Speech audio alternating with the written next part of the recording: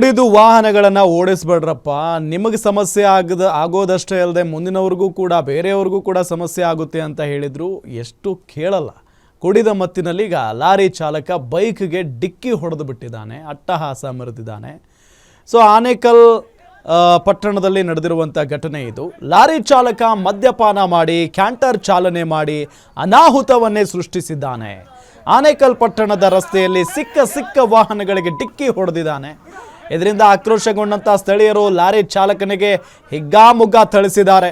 ಅಪಘಾತಕ್ಕೆ 4-5 bike, 2 auto, 1 ಕಾರಿಗೆ ಡಿಕ್ಕಿ ಹೊಡೆದಿದ್ದಾನೆ.